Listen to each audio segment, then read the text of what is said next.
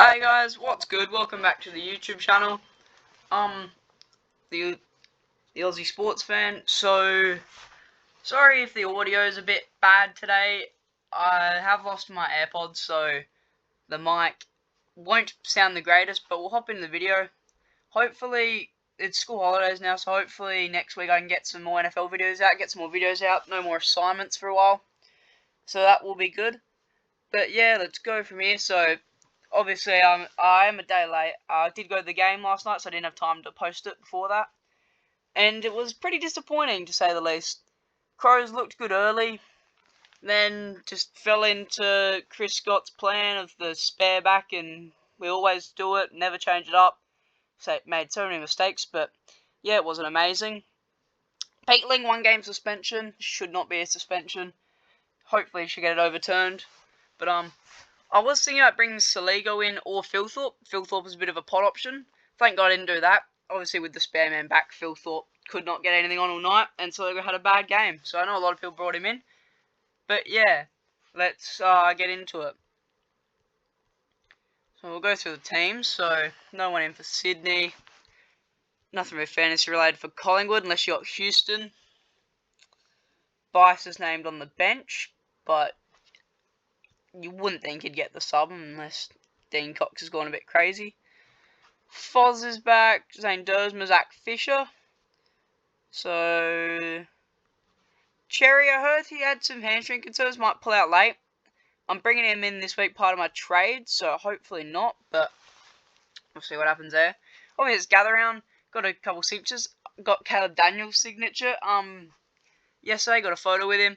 Asked if I should captain him. He said no, so won't be captaining him. Wasn't really planning to anyway, but Tim Kelly, that's a bit of a shock out, but for anyone bringing in Clay Hall's named on the bench, I think you'll get I think you'll have another good performance if you do bring him in. And how was Matt Flynn?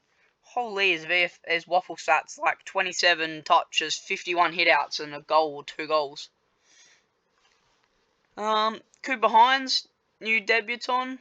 Where is he? He's starting on field. Starting a half forward, so that's good for him. I know a lot of people bringing in Darcy as well, so interesting to see how he goes. Lindsay's back, which is good for Supercoach fans. Setterfield's back. Obviously, Cole was out for a while, but Sardis been named as the emergency, so he's not straight back in, which is a bit worrying, but see how that goes. Layla's out, injured. Obviously, Nod's a big one, and same with Luke Jackson. I know a lot of people had him. Young's back though. Steele's back in for my draft team. And Day, 3 to 4 months. That's a pretty crazy one. So, I think we'll start off. We'll just go through the injury list. Just see what's up there. See if there's any potential options or anything. So, nothing Supercoach idea. Rankin was a bit of concern, but did play. Ended up scoring 80 odd. Coleman's still 3 to 5 weeks away. Mark Pitnett's a test, so he could be a chance to come next week, which would not be amazing for Supercoach, obviously for TDK owners. Caldwell out for 4 weeks. He said he was only out for 2 weeks for that, but now he's up to 4, which is big loss. Parrish injured himself again today. So Jackson's 2 to 3 weeks away, and O'Driscoll's 4 to 6, so that's not very good. Nothing there. A lot of injuries though. Cornelio's out. I think I saw he might have been laid out or something. Where he is out, and Daniels is out. Obviously, Day, that bad injury is not good. So we know Lindsay's back in. Nothing there. Jeez, look at all the ACLs on Richmond's list. That is bad. We've got Dan Butler. That doesn't matter for anything. Filippo, 4 to 5 weeks away. Golden, round 15. Mills, only 2 to 3 weeks away now. And Bont's 1 to 2 weeks away. Yeah, so that's with that. So, haven't really checked out last round's CBAs, but go to that later. But we'll go through a quick rundown of my team last round. So, what are these? Let's go to history. So he scored 1914. Not the greatest round ranking, as you can see. But we did move up, which is what we're hoping to do each week. And I think we can achieve that each week. Can we see? Can never remember. Don't know if we can see the team, but we know it close enough. So this was last round score. So Sheegs were 144. The man is back. Everyone traded him out. Had a massive performance. I think it was like 40 something touches. Let me look at my phone real quick. I think it was like 44 touches, I reckon. Harry Sheezel. Stats. I've buggered this one up. Clicked on the wrong thing, yeah. So they had the big loss. So it was 34 touches, 9 marks, 3 tackles. Played amazing. Holmes scored 72, and oh my, that has pissed me off. I'm sitting there thinking, I go TDK on a Thursday night, so on the Thursday they played Collingwood, obviously. When him 101, not terrible. I'm like, I'll go Holmes against Melbourne. Should get plenty of the ball. Melbourne don't normally tag, they haven't since Neil Bullen's been gone. Out comes Tommy Sparrow to ruin my week. I'm at work watching the game. I'm like, can Holmes get anywhere near the ball? And then after the game, I just search up some things, and it's like Max Holmes tagged, and I'm like, oh my god. And spoiler, out of all the scores that were left on my field, so the best 18, Holmes was the lowest. So that wasn't nice. Robert's only 77, but he's got break-even 93, so hopefully he can make some more cash. But if not, he'll go down to Stewart in a couple weeks. I think Bice has kind of taken his role, and that 124 Bice is amazing. Break-even minus 98. See how he goes tonight, but he could definitely be a great rookie. Bowie had his worst game so far with 81. Not worried. Still at the break-even at 51. I reckon he'll go well on Saturday night. I'll be there watching him. O'Sullivan was doing good. Chucked in a 40 last night. Just could not get much of the ball. So I'll go up a little bit, but need to get back and have another good game. And then Trainer had a good... We're just going to the midfield now. So Caleb Sarong played very well. Dominated in that win versus the Bulldogs. It's good to see him reassert himself. Will Ashcroft been playing good the past 2 weeks. Now he's got Bulldogs this week on a small ground. Should tear it up. Break even at 36. He'll go up very nicely. If he's not a keeper, he'll definitely be a sideways trader. Oliver's been doing okay. I think he's still dominating that Melbourne midfield. Yeah, he's still dominating that Melbourne midfield. He's just going on okay. It's just he gets a lot of touches. Just his efficiency and his amount of handballs really is what sets him back. Callahan now, they had 2 bad games in a row. Break even at 140. Probably go down about 30k. I'll trade him after this round, I'd say, depending on what happens. Hopefully we can get through it. But there's nothing really wrong with him. He's getting the CBAs. Still had the most for any of the midfielders. He's just getting tagged now and stuff. But on auto, he could dominate and he could get a 140 and bring back his cash gem. Daniel, saw him at the Gather Round Festival. Asked him if I should captain him. Said no. So yeah, won't be doing that. I think I already told that story. Can't remember. I'm actually had my thing cut out, so I've just had to update my laptop and everything, so I can't remember. But if I haven't, I got a photo with him and stuff. Asked him if I should captain him, and he said no. So yeah, but he's been going well. Sanders break even of 48 now, so he's been going okay. Just keep ticking along. Nod there. It sucks he got injured. He's gone so well, but it's good we got Lindsay back, which is fantastic. He break even 29. Hope he can continue his cash gen. May as well chuck the captain on Nod now, because DeConning against West Coast might score 200. Sardis, as we said, emergency not great, and Henderson can just keep going along. So Cherry, he's one I'm trading in. 2 bad performances in a row, got a high break even, but I'm still bringing him in, and I'll show you why. And And then DeConning, just talked about, probably dominate. Rankin scored 81, so had that calf problem before the game. Didn't know if he was going to play. He played, he got 91 actually. Didn't go too bad, but he's a lock to keep. McRae, worst scorer of the year, but still not bad. Horn Francis, 153. It's great to see us who backed him in, delivered. Dominated for Port, 3 goals, a lot of touches. Great game. Bowser going well. Humphrey just didn't have the greatest performance against the Crows last week. I said you should wait, see how he goes. 64, but I feel like I got to bring him in. He's like the main option I have up forward through DPP. I'll show you after. Davidson, worst score, but he's got a break of about -30, so he'll be okay. Then Hall and Kako just hopefully go along nicely. And Marich, he's just crazy. Like, he runs sprints to take the kick-ins, and he always take that step outside. Make sure to get us that kick. He's a good Supercoach player. So look at some of these trade-ins, like Saligo only dropped to 63. But I think Hall and Dudley, I wouldn't bring in Dudley, I'd bring in Hall though. But I'll show you the trades I'm doing this week. So, Day and Flynn are out, and Cherry and Humphrey are in. So, I did wait for Flynn the whole time, hoping he'd come back, and thought he was certain after once a game, but he didn't. But I do got to bring in Humphrey, as you look under. So I would have probably had 450k to work with in the midfield. Like, you look at the 450k ranges, midfield and forward line. There's not a lot. Like, Phil Thorpe, I was gonna bring in. I was thinking about it. I chose not to because of the way Geelong play, and it was the right call. But, like, Kennedy, Curtis, bit iffy. There's no one that really stands out here that it's a must bring in. Like, Parker's not bad, but he's not really an option I want to go to. I'd rather get that.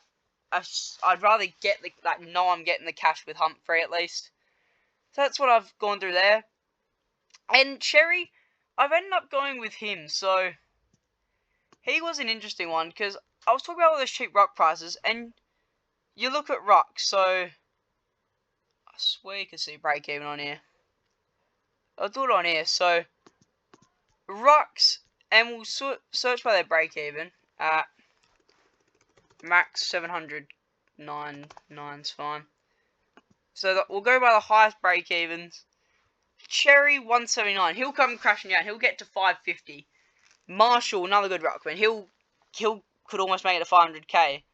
Wits, he's not a bad option. He'll go down to 540. Gorn could get to 500. Like, all these good ruckmen have like a not a good game, and they go down in price. So I wanted to wait to see if I could potentially get Cherry, but I just can't really cop that 0 on field. And with Sullivan now scoring 40, I need to make sure everyone goes well, because I cannot have that 40 in my team. But I have brought in Cherry because I think he's the best option out of all of them there. Like, Wits hasn't been going too bad with a all like hundreds, but he's been carried by that first game. Cherry had a good first 2, then's kind of dropped off. Meeks, not terrible, like, he is what he is. Gone. Marshall was the other one I was looking at bringing in, because he had that one bad game at the start, and then he had 2 good ones, but another bad one against Port. He's not really consistent enough for my liking. So I've gone with the X-Men. Hopefully he plays, because there is rumours he might go out. I'm hoping he plays. But, well, so that's going to be the team, and I brought in Humphrey.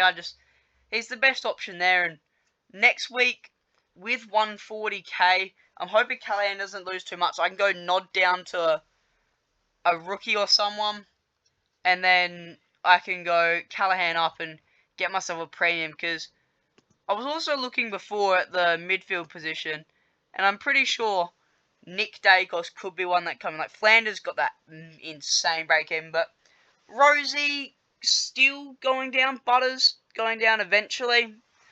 Like, Neil's one I'm looking at. I think he hasn't gone too great to start off with, but he can definitely recover, and we know how good he is. Same with Dunkley, I might bring him in, but the main one is Nick Dacos. So It's only averaging 90, like, only averaging 95, so, have a look here. He's got the break-even 130, so there's a good chance he gets it. Like, you look at his score, it's not amazing, but if he drops to that 550k range, he's got to be a must pick up. And you'd think he won't score well tonight. He'll cop a hard James Jordan tag, you would think. So we'll go. Look at his fixture. You think he'd cop a hard James Jordan tag tonight? Next round, Brisbane, which isn't exactly easy, could get tagged. Essendon don't really tag, and then he's got Geelong, who definitely could get someone on him. So he is someone that could definitely crash down, and I think after tonight, he has got a fairly easiest run, like maybe Geelong, but I think he'll go well, and then really after that, I'm hoping I can let it sit. Like, the only thing I want to address, I'm fine, like, my defence I'm fine with. O'Sullivan, Bice on field. O'Sullivan had a bad game, but they're reliable. And same my forward line and my flex, I think that's reliable. It's just this midfield. I'm happy having 2 rookies on field, my midfield, bring me up to 5 rookies on field overall. I'd be fine with that. So Lindsay will be on field. So there's really only one person off the, one rookie I'm not really happy about, which is Henderson.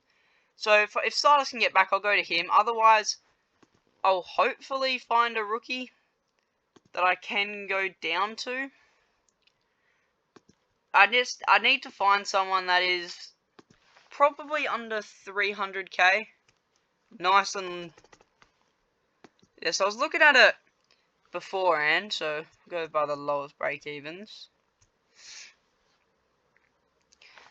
So, Hall's the interesting one. His job security is not amazing, but one I was thinking about, so Murphy Reed could be a little sideways trade there.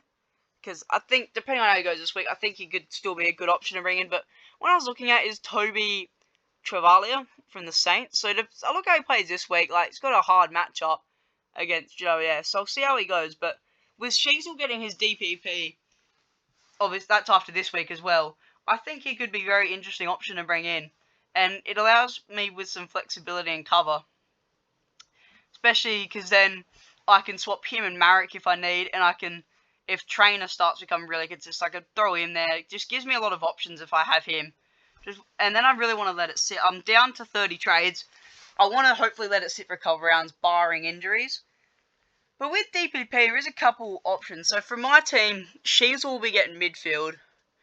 And then I think Rankin may have got forward line. Maybe, I can't remember. But McRae's getting midfield. Humphrey's close to getting midfield. But there was some real interesting ones. So there was a list. Let me. Where's my phone gone? I'll have a look at my phone. I'll see if I can find the list for a minute, because it was very interesting to see some of the players that we could be officially getting.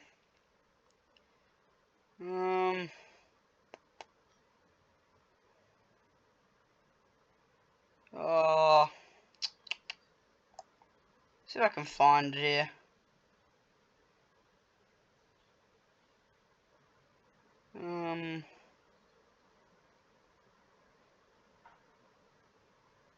Okay, here we go. So Petrarca's 43% forward and Warner's 37% forward. That'd be 2 very nice ways to get forward. So Rankin's got mid. Levi Ashcroft's going to get forward. Laird's going to get defence. Merritt could get forward if he plays a good game. Same with Nick Martin. Nick Martin's probably going to get it. Davidson's going to get mid. Murphy Reed might get forward, so he'd be a good forward option. McRae's getting mid.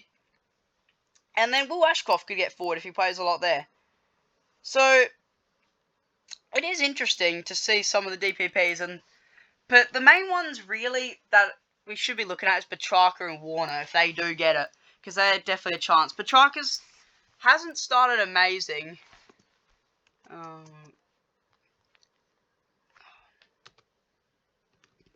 take this stupid filter off. Go. This is why I do not like this sometimes. We'll go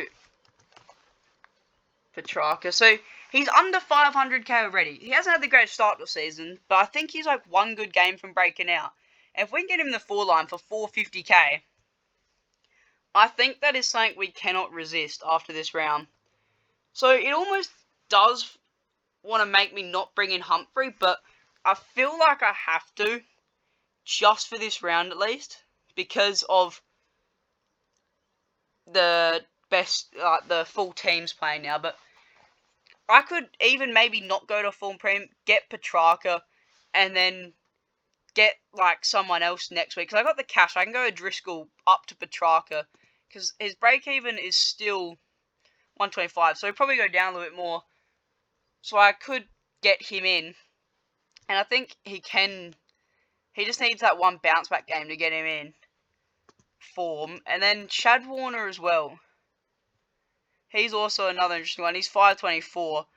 The only thing with him is he has his big games and then he has his quiet games. We need his big games. Like he's like kind of like a Noah Anderson. He gets a 150 then a 70.